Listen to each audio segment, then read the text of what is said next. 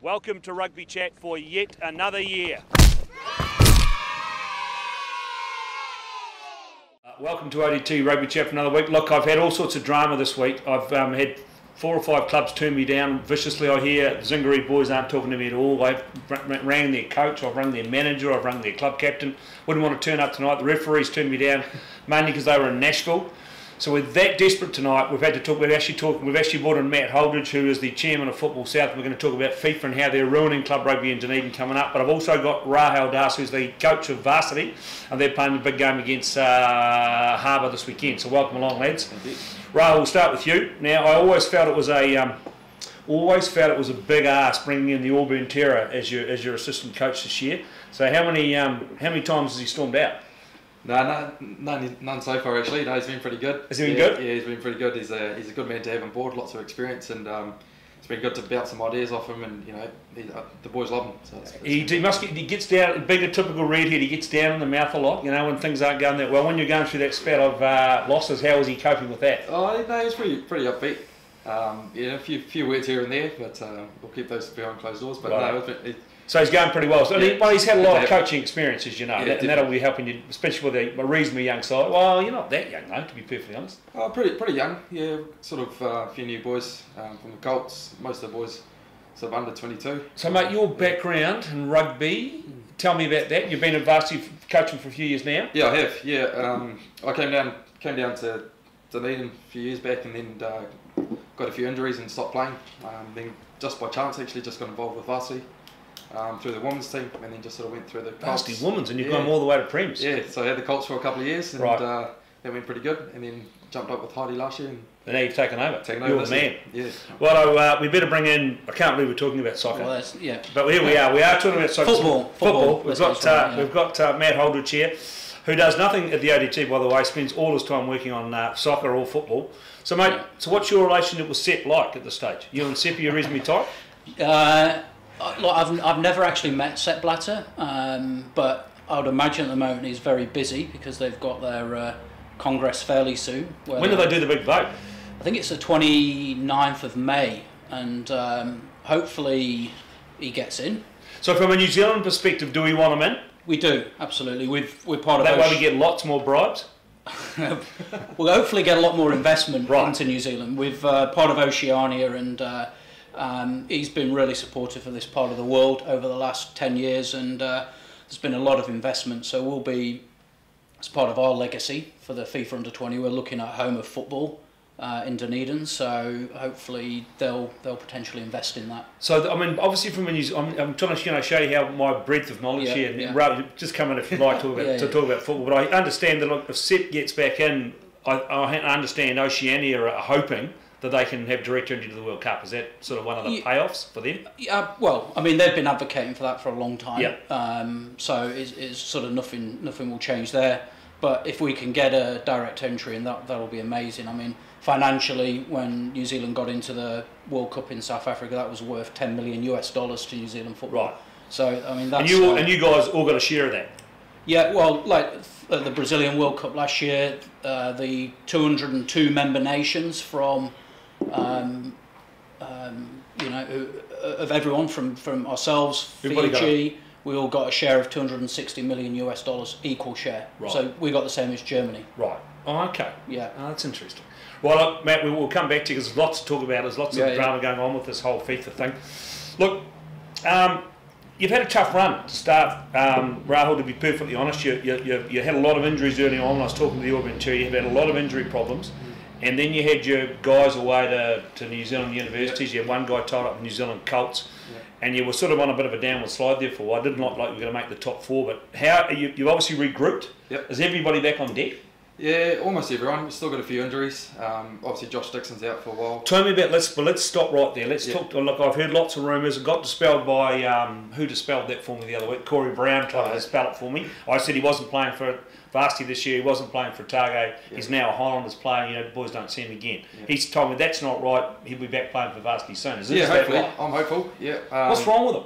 He popped out his sternocleidomastoid joint. So the one. Oh, you're being a medical student, you know. What yeah. So by the sternum, so he's popped it out, bit of rehab, and then he's trying to put on a bit of weight as well. So those are sort of going hand in hand. He's doing really well. We're hoping that he'll be back towards the back end, last sort of 4 rounds, hopefully. So you'll get him back for the 4 rounds in the finals, obviously, if you're in. Yeah. So you get probably the last 6 games of the season, hopefully? Yeah, if all going to plan. But so who else is missing? So he'd be a key miss, but who else is missing at the moment? Big loss at the moment. Sione Chu. Off the back and he hasn't played hardly at all either. He went down against Harbour the first round actually, and with an ankle sprain. So he's sort of been rehabbing that. Well, he's bloody soft. It's just an ankle sprain. He shouldn't be back playing, shouldn't he? Yeah, I think there's a bit more to it, but he got the all clear not to have surgery, so he's hopefully going to do a bit more rehab and back on the field. Because I looked at him last year, and I thought, to my very trained eye, that I thought he was the future for us at number 8 in Otago because he's just a bit more explosive. Yeah. I felt he was very you had a disappointing final anyway, but I felt he was disappointing in the final. Yeah. But do you think? You've seen a lot of him now, and you and Shane. Do you think? Is he a guy that can play number 8 for Otago? Yeah, I definitely think so. He's it was his first year at the back of scrum last year. Because he was a lock prior to that. He was a lock, yeah. So he played lock all through school in Auckland, and then came down, and then played reasonably well. Runs good channels, runs the ball hard. It's great on defence. Sometimes puts in those big hits, which G's the boys up a bit more. Yep. So he's out. So is any other big injury? We've got most of them back. Yeah, those ends of new boys are back, but Fussy Fortie's out for he's the out season. for the season. He won't play for Otago either. I'm not sure, depending on his. What was wrong with him? Yeah, so he landed on his shoulder at Sevens camp in February. Right. So, with Titchen's mob. Yeah, right. Yeah, and so he was out, and I think it's the same injury he had beforehand when he had surgery last year as well. Right. So he sort of aggravated that again.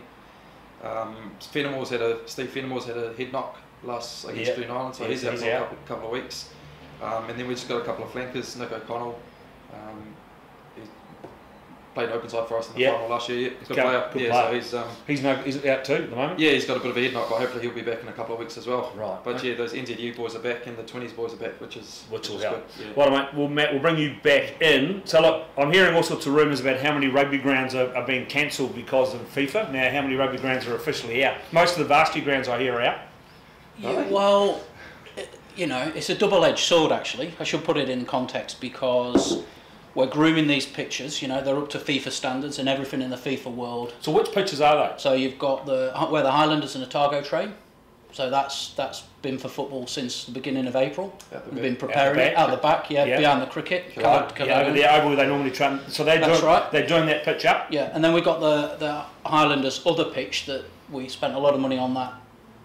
Changing rooms, a few $1 million that they never use. Ridiculous amount of money on those changing rooms. Yeah. So we're doing up those rugby grounds as well. So how many rugby? Two there. There's two there. And they're going to be used as training pitches for. Yeah. And then we've got Memorial Park is the only football pitch in Mosgiel, basically. You're doing that up as well. So what they're doing is levelling the grounds out, putting loads of sand into them, creating sand-based pitches. They look immaculate. Putting proper box goals in, and as soon as football's finished, rugby have got some great surfaces. So they're going to have. So they'll end up with 3. So it'll be a bit of a win. So they'll lose them. Yeah. We don't really use those grounds much anyway, not for rugby. No. They use them for those varsity social stuff, don't they? Those 2 grounds by the change room. Yeah. But the Highlanders training ground doesn't get used, does it, during the year, apart from training? No. So so there's some grounds out, but they're going to. So unfortunately, rugby are getting a bit of a legacy from football. Right. So and so the only plus for you guys in that is we're at Memorial Park in Mosgiel. Memorial Park, but we are looking at a home of football for Dunedin. Right. That's a fairly big project, and that's a project where there is potentially FIFA investment from. Okay. We'll come back onto that. Yep. We'll bring you back in, Rahul. Just quickly talk about. Now, I wrote about in the paper last week about this debacle in Colts rugby. And I talked to Peter McIntyre. He thought he might go all the way to the final without playing a game and get into the finals of under-20 rugby. Yeah. But I told him not to count his chickens. Yeah. And sure enough, on Friday afternoon, I think the rugby union backtracked. Yeah. He went from 11 points back to 1 point last Friday. So did you notice much of his demeanour on Saturday, how down on the mouth he was? No, I didn't actually. But they just beat Otago boys though, didn't they? They did, yeah. I think by 22-12 or something. Yeah. So it's a good win for them.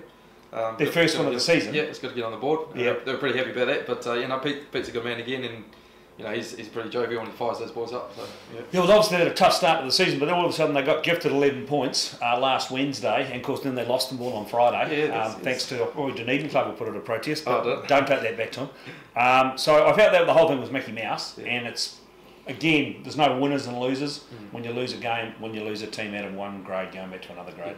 But pass on my commiserations, the fact he went from 11 points to 1, but pass on my congratulations that they did beat it. There is some good boys in that team. Yeah, really good boys. Did you have to grab a few of those kids when you had your boys away? We did, yeah. Would that have probably helped them lose those earlier games this year? I don't think so, hopefully not, but we did have to. Our depth was tested definitely with the Bees and the Blues, so we did use a couple of the boys to help us out. We'll come back and talk about the Bees. So Matt, we'll bring you back in. Yeah. So look, at this World Cup, which is coming up, not very. How long? When is it now? Sunday the 31st. 31st of 2 March, weeks. Which May. So 2 it's weeks. Queen's birthday weekend. Yeah. It starts. Yeah. So what have you got? So we've talked me through. We've got the pool games we've got. Yeah. We get 3 double headers. Is that correct? Right? So Sunday. Mexico, Serbia, Uruguay and Mali. I'm not sure in what order who's playing who, but 1 o'clock and 4 p.m. Yeah, that's on the Sunday. Wednesday the 3rd, double header 4 and 7, those teams again. And then the Saturday the 6th, you've got Colombia, Portugal travelling down for their last game. So that's... that's a double header as well. It is, and then on the same day Mexico, Serbia playing, so they're playing, that'll be their last group game. So these boys are playing. Right, so you've got trying to qualify. In that week. You've got these 6 games, right? Yeah. And then we'll talk about the other game later. But you've got these 6 games. So tell me about these teams. Of these teams that we're getting. Yeah. I mean, when I saw the draw, I remember texting you going, "What are you on this is? Who are these teams? I've never even heard of the countries they're like." But how good are these teams that are going to be here? Oh, they're top teams coming from top footballing countries. You know, Mexico, huge population. I don't know how many hundreds of millions of people live there. New Zealand lost to them in the qualifier for the last World Cup, but they paid a huge amount of money on television rights for their pay-per-view. Uruguay came second in their group and have got great footballers like Luis Suarez and Diego Forlan who've played. Is he here biting anybody at this tournament? Not this time, but you know, he's I thought he was harshly done by the World Cup. He was. I mean, he's a great player. Look, he just bites one guy on the neck and everybody jumps up and down. I know. I mean, you know, you get that every week in rugby, don't you? So it's, you know, nobody even complains. Exactly. Nobody falls over. No. So yeah. So you're saying the talent pool that we're going to see is pretty special. There'll be players there that we don't know who in 2 or 3 years will play at 4 years will play at the next World Cup, and they're already there. There's a Brazilian guy called Nathan who's just signed for Chelsea. They're not big on 2 names, are they? No, it's Nathan something D'Souza. Right. But I didn't get it all. But he's Brazilian, and I think he will come. And he's just signed for Chelsea for fairly significant amount. Chelsea or Harbour and Dunedin Rugby, same thing. Exactly. So what are we looking at? I mean, I know you and I have had bets about crowd numbers. Yeah. What are we looking at right now for those first 3 pool games? Have you got any idea at this stage? I haven't. You know, that's a fairly closely guarded secret. I think it's definitely picked up since they started advertising in the ODT, which thank you. I've been pushing them for a while to do that. Yep. But I think the game that's ahead of the most is the 6th of June game. You know, Colombia, Portugal down here. You know, that's on the Saturday the 6th. Yeah. Right. But all I know is I managed to get 3 Otago Rugby Club, Otago Supporters Club stalwarts, ex-ODT employees, along to the first game.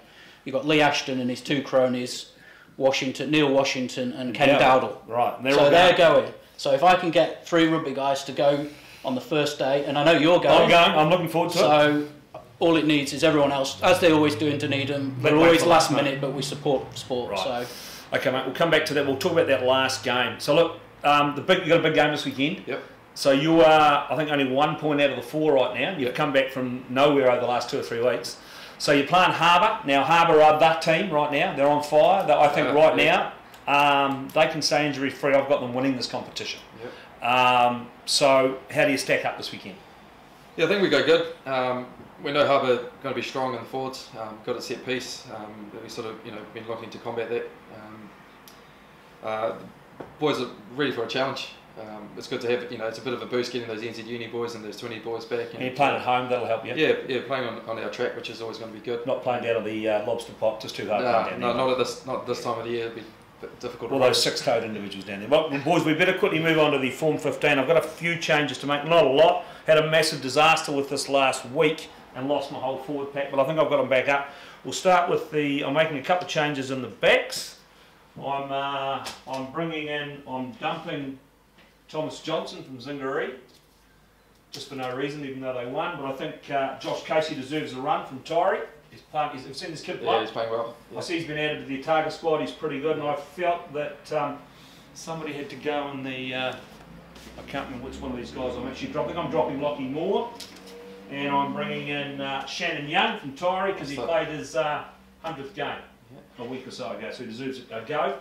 Now you have to talk me through this kid here. I'm dumping Ty Palacio because I've never even heard of him. And I'm bringing in Dylan Hunt, who's just come out of the New Zealand Colt squad, and I'm bringing in Pete Marylees for lock, because Pete played his 150th game last weekend. He deserves a crack. How good is this Dylan Hunt? Yeah, he's a good player. Yeah, he's went up with the 20s. Unfortunately, missed the cut. He didn't make it, did he? No, didn't make it. But big raps on him, and he came back last week. First game back for the season, and he had a stormer. Talk to a few of the Land Union boys. They thought he was pretty special last week for you guys. He was good. Yeah, a good boost to have, and all around the park, good on attack, good on defence. Right, so look, we'll quickly run through the games in a minute, but Matthew, we'll just finish with you. So this top 16 game, we're just not sure who that'll be, obviously. Yeah, round of 16. It will be one of the Group D teams. Yep. I think probably between Mexico and Mexico and Uruguay. Yep. Mexico, when I was up at the draw last November, the word was they are very, very serious about winning this. So. Sorry, Sir Julian's just Smith just trying to ruin our video. Yeah. So I think Mexico or Uruguay will be their round of 16, and I don't know who the other team will be. He's actually just holding up a product that you're responsible for that's making no money, so I can understand that. There you go. So look, we'll quickly move on to the games this weekend. We'll apologise for that interruption. Okay, look, we'll get answers from both of you. So Dunedin Zingers. I think Zingaree. Yeah. Zingaree? I think Zingaree. I'm saying Zingaree because you support Dunedin. Yeah, well, I give Dunedin no chance. I think Zingaree will go into the top 4 this weekend. There's a few injuries. They can't get their act together. Tyree GI should be Tyree. Yeah, maybe Tyree. Okay, so Varsity Harbour, you're picking. You think you're good enough to get up and beat these guys? Yeah, of course. Yeah. Play at the top of your game, you can win this game, especially if you get the ball out wide. What's happened to your winger, by the way? Is he back playing? Gavin Stark? Yeah. Yeah, he's back. Yeah, he just had a niggle from Japan. Does he do enough when he plays rugby? Yeah, I'm of the opinion you need to talk to him. I don't think he does enough work off the ball. Oh, okay. I'll have a chat with him about this weekend. We'll do. So Varsity Harbour? Harbour. Have to go to Varsity. You live down the coast? I do, yeah. Wrong coast, of course. Yeah. Wrong side, but I'll go Harbour. Pirates Southern? Southern.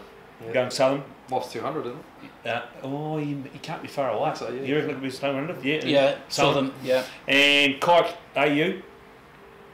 Who's AU? Alhambra Union. Oh, okay. Kike. You going Kike? Yeah. You going Kike? Kike at home. Yeah. Righto. Okay, well, look, good luck on Saturday. Good luck with those ticket sales. And remember, the last word from me this weekend, I normally talk about Dean Zingaree, but I've written Dean off. So in the big game, it's Harbour Varsity this weekend. I can't go with Rahul. I just think Harbour are on a really, really good roll. They'll continue on their winning way and may go top this weekend. And we'll talk to you again next week.